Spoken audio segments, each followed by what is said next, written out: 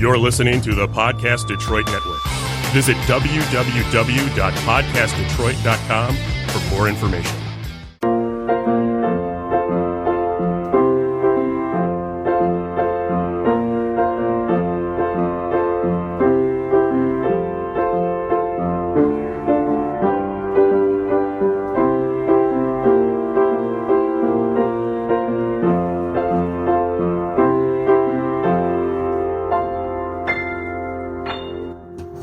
Welcome to the Make Meaning podcast. I'm Lynne, a writer, entrepreneur, and change maker, and I've dedicated my life to sharing stories of how people make meaning in their work and find purpose in their lives. You just heard a great original composition by my son, Asher Schreiber. This podcast highlights some of the great ideas and activities people do every day to make the world a better place. So much of the meaning we find comes from interacting with great people, developing relationships that are mutually beneficial, and doing work that inspires. I hope you'll be inspired by the people you meet on this podcast. We all need to find a way to make meaning in the mundane. So today on the Make Meaning podcast, I am so delighted to have four of my favorite students in the studio with me, who you're going to meet in just a minute. These kids are amazing writers and talented individuals who were part of the One Earth Writing Ambassadors program. And I'll do a little shameless plug here. One Earth Writing is a nonprofit that I started in 2016 to create opportunities for students to find their identity and find their voice and build bridges between communities, meet people that they've never met before, and maybe one day become leaders who are not afraid of difference but celebrate it. So the Ambassadors is a really cool application-only program where students in 7th through 12th grades can apply and be considered to take part in an amazing, I think it's amazing, 8-week program where they're writing, building leadership skills, making great friendships, and changing the world one word at a time. So today we have four of our former ambassadors who are now senior ambassadors, and I'm going to turn the mic over to have each of you guys introduce yourselves, and then we're going to talk a little bit. So let's start with Rithik. Tell us who you are. Hi, my name is Rithik Hossali. I'm 17 years old, and I'm going to be a senior at International Academy in Troy. So a little bit about me is I really love sports. I've played soccer for 11 years really competitively. I've traveled to places like Las Vegas, North Carolina just to play. And I really enjoyed writing, especially with the One Earth Writing. Just let me express myself in a way that words could not, speaking. And that's just me. Awesome. Welcome. So my name is Krisha Ramani. I'm 13 right now. I had a birthday a couple days ago. Thank you. Yeah. I'm going into 8th grade this year. And a little about me. I like to write because I want to help people and I want to create change in our community. And that's one of the biggest reasons why I applied to One Earth. Awesome. And what school? I'm going to Novi Middle School this year. Excellent. Welcome. I'm Sabriya Imami. I'm 16. I go to Detroit Country Day. I'm going to be a senior next year. I guess I'm kind of a nerd. I want to be an author someday. That's why I joined this program. I loved One Earth Writing. I really felt like I could express myself, be with people who understood what I wanted to do, who loved what I wanted to do just as much as I did. Awesome. Welcome. My name is Brynnna Connolly. I'm 17 years old, and I'm going to be a senior at Mercy High School in Farmington Hills. And I like writing because, well, I mean, sometimes it's fun to show off. And other times it's just a good way to voice anything that you're feeling that you might not be able to tell anybody, like Rithik said, in words as you're speaking. But when you write it down, you have time to formulate your thought and actually think before you put words out of your mouth, which I think everybody needs a little bit of that censorship sometimes. Oh, yeah, for sure. So welcome, guys. This is so much fun to be in the studio with you. And I didn't realize we have 3 seniors because when I first met you guys, you were not seniors. So time moves on, which is really cool. But I think one of the coolest things that I love about the Ambassadors is that we do have students from a range of ages and communities. And I thought maybe we could start there and talk a little bit about how the connections are made despite age differences, grade differences, school and community differences. What do you think was sort of the linchpin that let the barriers come down and everybody sort of connect, person to person, who they are at the core? What do you think? How do we do that? I think knowing that everybody who was an ambassador loved to write really made me not feel awkward being there. I don't love meeting new people a lot of the time, but I knew that everybody that was there was in the same situation, same position that I was in what they wanted to do, even if they weren't in the same position in life. And knowing that those people were so similar to me, it really made it easy to actually talk to them, to connect with them. That's just me. I don't know about anybody else. I think that having people, break the ice with what they'd written and their form of art was very, very interesting. And it connected us in the way that we found a new appreciation for everybody in the room's talent, even if we didn't know each other that well.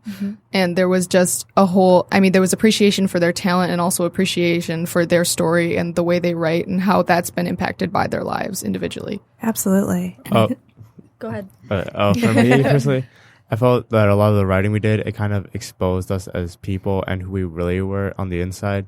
So we could look past all our differences and just connect on a more human level. Yeah, I love that.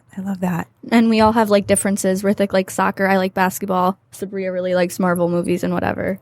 And superheroes. But writing is what brought us together and helped us find connections. And even though we had differences, we had a similarity that we could all share. Yeah. So, Rithik, you said something about just connecting on that human level and really letting sort of the superficial elements break down and being more open.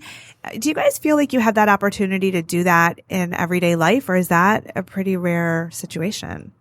I think we learned from what we did in One Earth. So we met all these new people and we had to create connections with them. And we learned how to do that inside One Earth. And then we went into the real world and created those connections with other people that we wouldn't have if we didn't have the exposure we had. Well, that's the hope for sure. Yeah. But in everyday life, in school, at home, is that an option? Or do you feel kind of held back that you can't really say this is who I am for fear of judgment or, not being included? Is that a thing? I think that it depends on the environment that you're in because, obviously in One Earth that we all felt that it was a safe space to be whoever we want. But in places like school or even at home, like political differences or, I don't know, like racial differences, gender differences, anything, one of the big hot topics, elephant in the room kind of thing, you can't really talk about it. You kind of have to gloss over the fact that you have a difference from someone else and they don't want to hear about it. Yeah. Any other thoughts? I think at a very young age, we're kind of taught that society is going to judge us on how we act, how we look, and what we do. So I feel like that we sort of build up this wall to kind of make us fit in with everyone else, and that really prevents us from being who we are. And One Earth Writing helped with that. I'm so glad. I'm really glad. Thanks, Lynne. You're welcome. Thank you. I mean, I'm actually hoping that in your hands, these strengths are going to change our world. So I'm sort of giving you guys all the burden for this really messed up situation in our country, which is not new. I mean, the world is a difficult place, but also a beautiful place. And being middle-aged, I sort of feel like there has to be a better future, and I feel like it's in your hands because, I'll be around for a while, but not as long as you guys. So, what do you think? I think we see teens making a huge difference nowadays. How do you feel being in that category? With social media especially too, it's easier for younger people to connect with other people and get their voices out and heard and make change.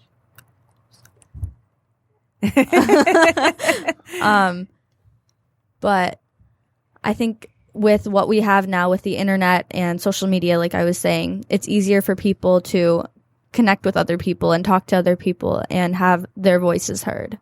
So you see social media as a good thing? It can be both. It depends on how you use it. Yeah. See, I'm a mom of teens, so I don't see it as a good thing, but I know there are times that it is. So I love to hear that. I like to hear the positive. So. I think the world being in our hands sort of is a stressful thought. Like, sorry. No pressure. I think about it and I'm like, I'm only 16, but knowing that really what I do and what people my age do, whatever we do changes the future, it's kind of terrifying because I know a lot of people that could really mess some stuff up, but I know a lot of people who could also undo any of that damage. So Sure. I think a lot of the people that we've met here, a lot of the people that I know from school, I know so many good people. And I think that it's really hopeful seeing those good people, knowing that the change that they will make will benefit the future. Absolutely. And I think there's a strong sense of pride to be in Pride Month. But I think there's a lot of pride in being in this generation of teenagers who are so outspoken and so strong. And especially, you know, for example, the Parkland teens who are, you know, pushing so hard to fix something horrible that happened to them. They don't want it to happen to anyone else. And I think that's another good thing about us as teenagers is when something bad happens to us, we realize that it shouldn't happen again. And when things that are happening again, like, well, I won't go there, but things that when history repeats itself, I think it just gets us more fired up and passionate because we're fighting so hard against it. Yeah. You know, I mean, I feel like history does repeat itself and it always comes down to competition or fear, people being greedy, wanting more for themselves and not feeling like there's enough to go around. And we see that around the world. We've seen that throughout history. But yet, you know, sometimes I have these existential realizations that, you know, none of that matters. Why are people wasting effort on being competitive or keeping others down? You know, that there is enough beauty in the world that we all can have a piece of it and we can all be part of peaceful solutions. So it can feel like a huge problem if you just look at the whole world and think there's just too much. How do we take it on? But that's why the words matter so much that, you know, every story you put out there, look at what's in the media all the time.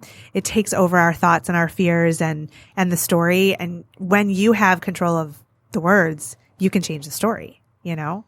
So, what do you guys see in your futures? Like what kind of, you don't have to be held to this, but what kind of difference do you want to make? Like in your part of the world, the things that you can really impact? Have you thought about this? Yeah. I think especially for us seniors who, you know, college is coming up and we're starting to have to make those big life decisions. For me, I want to major in zoology because I think that animals don't get a lot of help these days. Like everybody's so focused on people and fighting with other people that I think a lot of other more innocent, unproblematic creatures get caught in the crossfire. Yeah.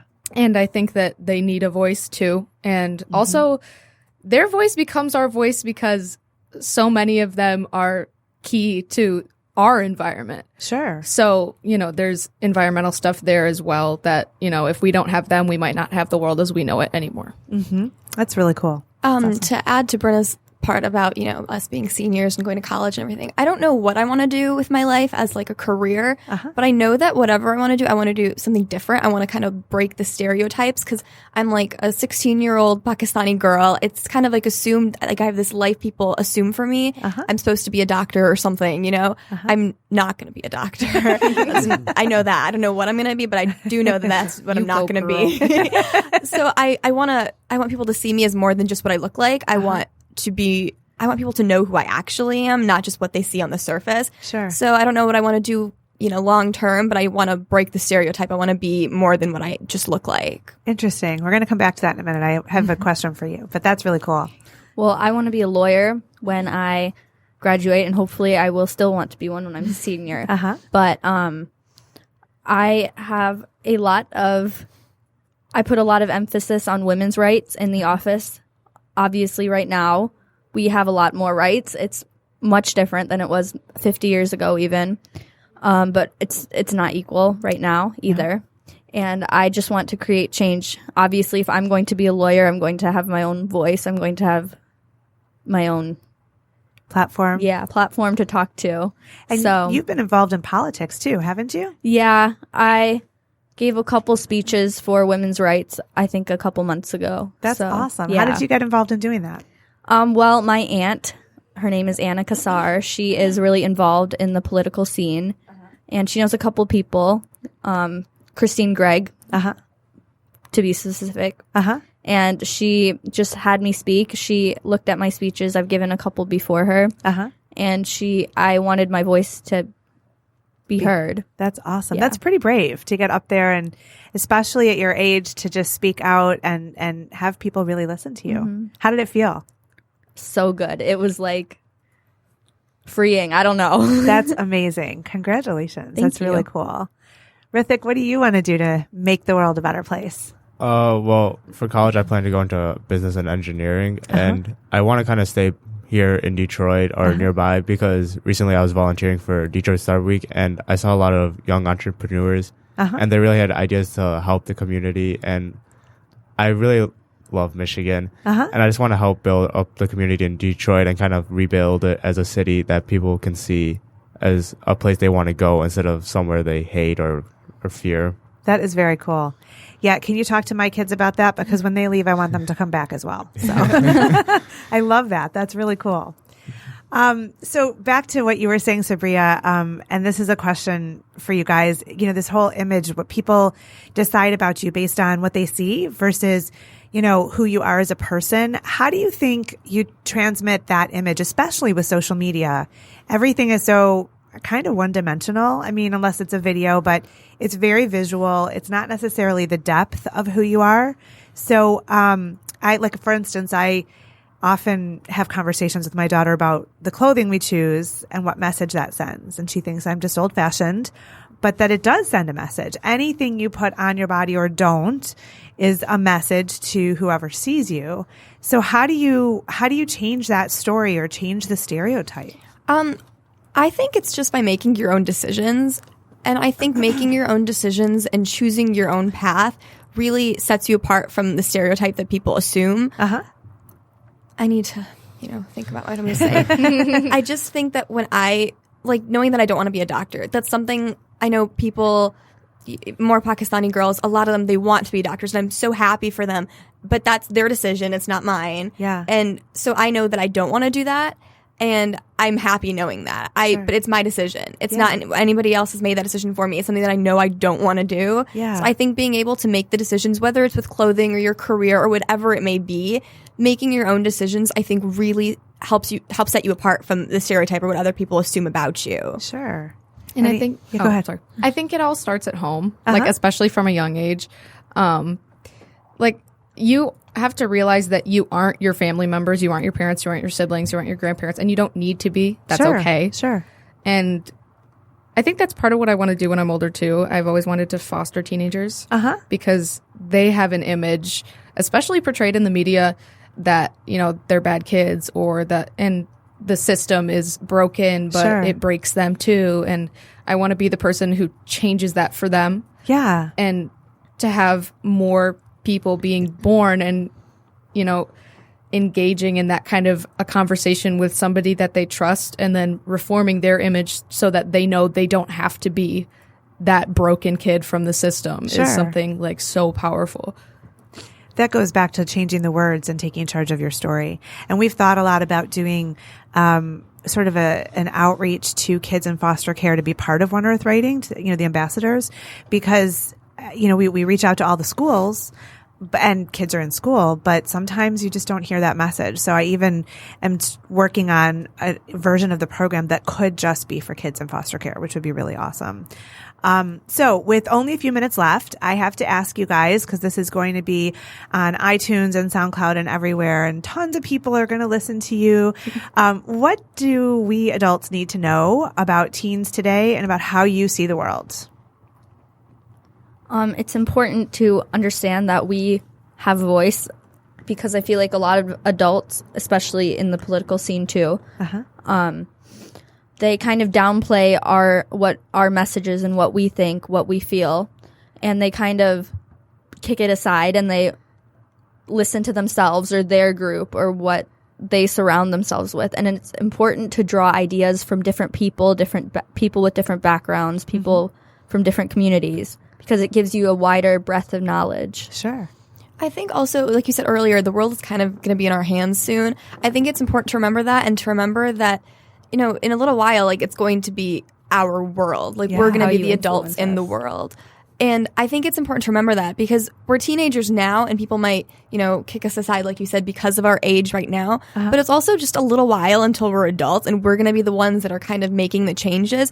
And I think it's important that adults see that now because if they keep going on with like their lives and they don't really include us in what's going on, not only are we not going to know what to do in the world, we're going to keep making more mistakes. And I don't want to like point fingers, but people like adults now, a lot of them are making mistakes in what's going on. And I don't want us to be like that too. Sure. And I think if adults include us now and let us have, kind of take the reins a little bit now, I think it might help us more in the future with what, what the world's going to be like. And that's why change has come, like, it's so obvious that change is going to come because so many teenagers are taking the reins through. Today I had a conversation with a client who had brought his 14-year-old son to work.